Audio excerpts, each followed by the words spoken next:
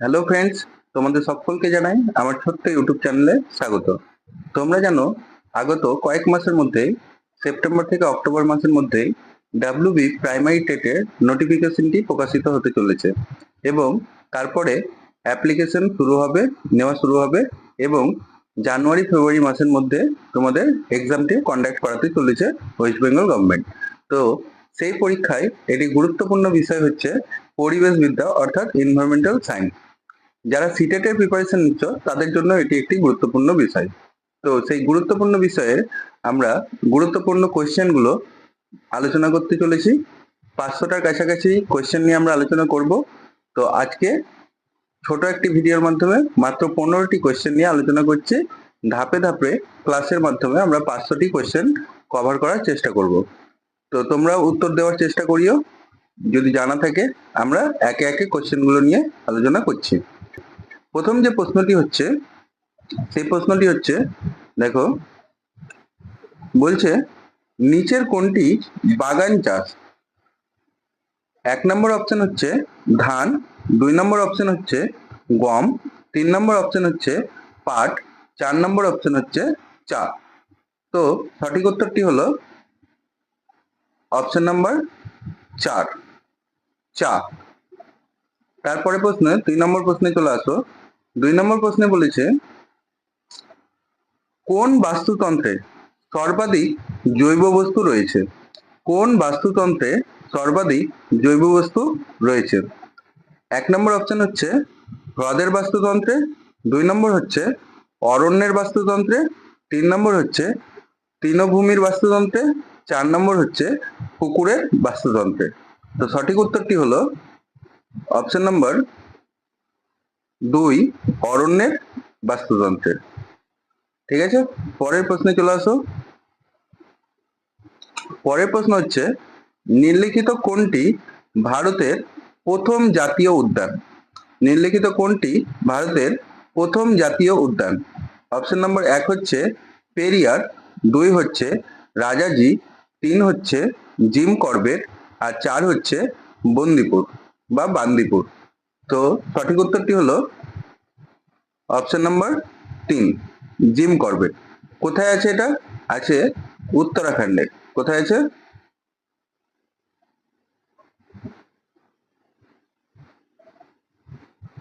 উত্তরাখণ্ডে। এটাও প্রশ্ন পরীক্ষায় জিজ্ঞেস করে যে জিম করবেট ন্যাশনাল পার্কটি বা জাতীয় উদ্যানটি কোন রাজ্যে অবস্থিত? তাহলে উত্তর হচ্ছে উত্তরাখণ্ডে। পরের প্রশ্নে চলে আসো। পরের প্রশ্ন হচ্ছে বন্যপ্রাণী সপ্তাহ, বন্যপ্রাণী সপ্তাহ কবে পালিত হয়? অপশন নম্বর 1 হচ্ছে 1 অক্টোবর থেকে 7 অক্টোবর পর্যন্ত, 2 নম্বর অপশন হচ্ছে 15 অক্টোবর থেকে 21 অক্টোবর পর্যন্ত, 3 নম্বর অপশন হচ্ছে 1 জুন থেকে 7 জুন পর্যন্ত, 4 নম্বর অপশন হচ্ছে 15 জুন থেকে 21 জুন পর্যন্ত। তো সঠিক উত্তরটি হলো অপশন নম্বর 1, 1 অক্টোবর থেকে 7 অক্টোবর পর্যন্ত। পরের প্রশ্নে চলে আসো। বলছে 2রা ফেব্রুয়ারি আমরা বিশ্ব জলাভূমি দিবস পালন করি। এখান থেকে একটা প্রশ্ন আছে যে বিশ্ব জলাভূমি দিবস কবে পালিত হয়? তো কবে পালিত হয়? 2রা ফেব্রুয়ারি। ঠিক আছে, 2রা ফেব্রুয়ারি আমরা বিশ্ব জলাভূমি দিবস পালন করি। এরপরে নিম্নলিখিত কোন বছরে রামসার কনভেনশন স্বাক্ষরিত হয়েছে? রামসার কনভেনশন স্বাক্ষরিত হয়েছে। Option number 1 1968, option number 2 1970, option number 3 1971, option number 4 1975। তোমরাও দেওয়ার চেষ্টা করো কমেন্ট বক্সে। তো উত্তর হলো, সঠিক উত্তরটি হলো অপশন নম্বর 3 1971। পরের প্রশ্নে চলে আসো। 6 নম্বর প্রশ্নে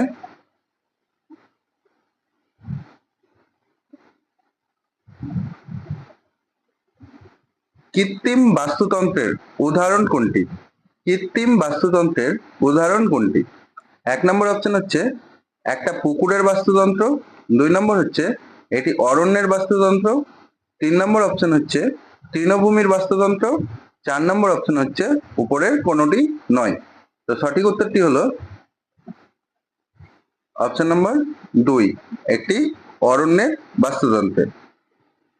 সরি, এটা হবে। এর পরের প্রশ্নে চলে আসো। 6 নম্বর প্রশ্ন বলছে কৃত্রিম বাস্তুতন্ত্রের উদাহরণ কোনটি? কৃত্রিম বাস্তুতন্ত্রের উদাহরণ কোনটি? 1 নম্বর অপশন হচ্ছে একটি পুকুরের বাস্তুতন্ত্র, 2 নম্বর হচ্ছে একটি অরণ্যের বাস্তুতন্ত্র, 3 নম্বর হচ্ছে তৃণভূমির বাস্তুতন্ত্র, আর 4 নম্বর হচ্ছে উপরের কোনোটি নয়।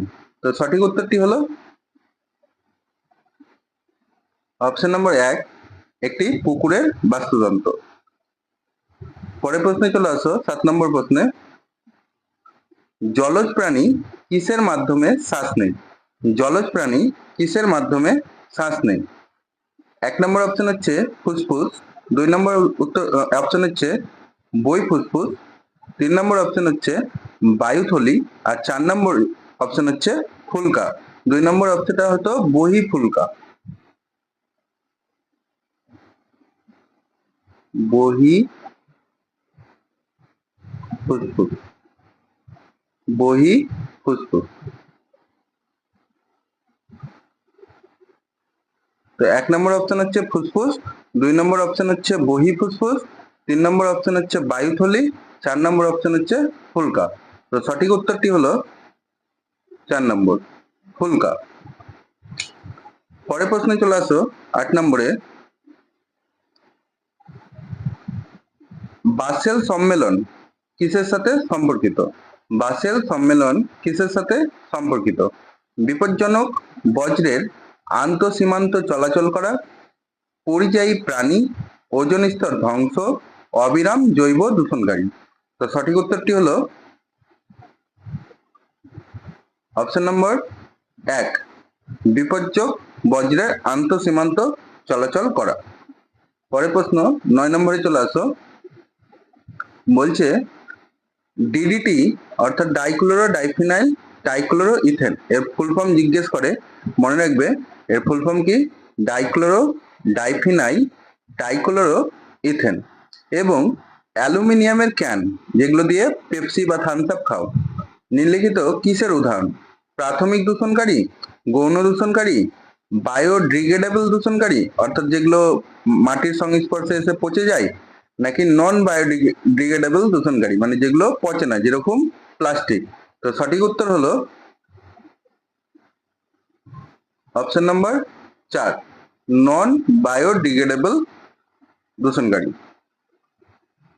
এরপরে প্রশ্নে চলে আসো 10 নম্বর প্রশ্নে। রাইজোবিয়াম ব্যাকটেরিয়া যেটা বাতাস থেকে সরাসরি নাইট্রোজেন গ্রহণ করতে পারে বা আবদ্ধ করতে পারে, তো সেই রাইজোবিয়াম ব্যাকটেরিয়া সাথে মিথে জৈবিক সংশ্লেষ রয়েছে, মানে কোথায় রাইজোবিয়াম ব্যাকটেরিয়াগুলো বসবাস করে? অপশন নম্বর 1, সিম্ব জাতীয় উদ্ভিদে, 2 অসিম্ব জাতীয় শস্যে, 3 আখে, 4 ধানে। তো তোমরা জানো রাইজোবিয়াম ব্যাকটেরিয়া কোথায় থাকে? সিম্ব জাতীয় উদ্ভিদে, অর্থাৎ অপশন নম্বর 1। পরের প্রশ্নে চলে আসো। বলছে নিম্নলিখিত কোন প্রজাতির উদ্ভিদ থেকে বায়োডিজেল পাওয়া যায়? নিম্নলিখিত কোন প্রজাতির উদ্ভিদ থেকে বায়োডিজেল পাওয়া যায়, যেটা এখন রিলায়েন্স কোম্পানি নিয়ে এসেছে? পরিবেশ বান্ধব এক প্রকারের ডিজেল, যেটা পরিবেশের ক্ষতি কম করে। তো সেই ডিজেলটা কোথা থেকে পাওয়া যায়? অপশন নম্বর 1, প্রোসোপিস জুলিফ্লোরা, ইউক্যালিপটাস, জ্যাট্রেপা, আর টিসি। তো সঠিক উত্তর হলো অপশন নম্বর 3, জ্যাট্রোপা। পরের প্রশ্নে চলে আসো 12 নম্বর প্রশ্নে।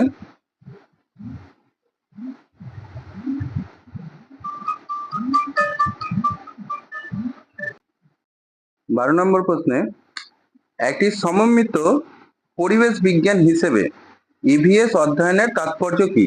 ইভিএস কেন পড়ানো হয়?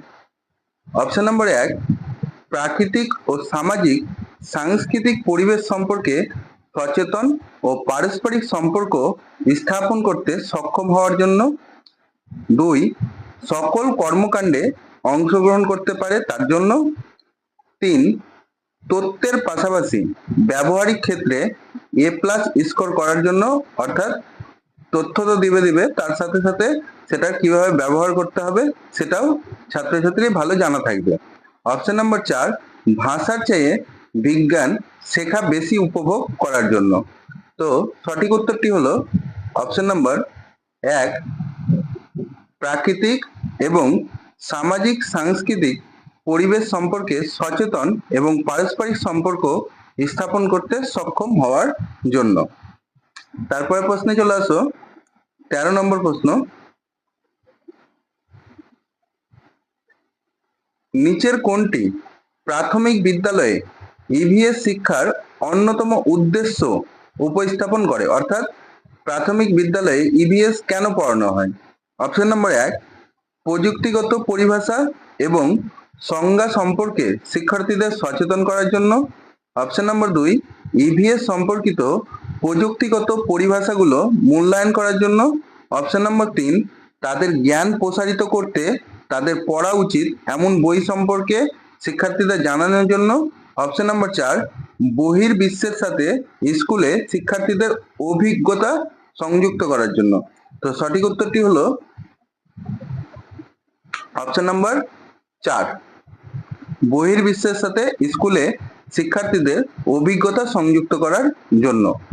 পরের প্রশ্নে চলে আসো 14 নম্বর প্রশ্ন, প্রাথমিক স্তরে একটি ভালো ইভিএস পাঠ্যক্রমের বৈশিষ্ট্য কি? কি কি বৈশিষ্ট্য থাকলে সেটাকে তুমি বলতে পারবে ইভিএস ভালো মতো পড়ানো হচ্ছে? তাহলে দেখো অপশন নাম্বার 1 নতুন পণ্য অর্থাৎ জিনিস, নতুন জিনিস উদ্ভাবনে শিক্ষার্থীদের নিযুক্ত করা, জ্ঞান অর্জনে মনোযোগ দেওয়া। অপশন নাম্বার 3 শিক্ষার্থীদের সামাজিক মানসিক দক্ষতা বিকাশ করা। অপশন নাম্বার 4 শিক্ষার্থীদের জীবিকা অর্জনে সহায়তা করা। তো সঠিক উত্তরটি হলো অপশন নাম্বার 3 শিক্ষার্থীদের সামাজিক ও মানসিক দক্ষতা বিকাশ করা। আজকের লাস্ট কোয়েশ্চেন 15 নম্বর কোয়েশ্চেন বলছে নিচের কোন রোগটি জলদূষণের কারণে হয়ে থাকে? Option number 1 conjunctivitis. Option number 2 শ্বাসযন্ত্রের সংক্রমণ। Option number 3 diarrhoea. Option number 4 bronchitis. তো সঠিক উত্তরটি হলো অপশন নম্বর 3 ডায়রিয়া। ঠিক আছে বন্ধুরা, আজকের ক্লাস এই পর্যন্তই। যদি ভিডিওটি ভালো লাগে ভিডিওটি শেয়ার করবে এবং আমার চ্যানেলে যদি নতুন হও প্লিজ চ্যানেলটি সাবস্ক্রাইব করবে এবং কোনো ধরনের অভিযোগ থাকলে কমেন্ট বক্সে কমেন্ট করবেন। ধন্যবাদ।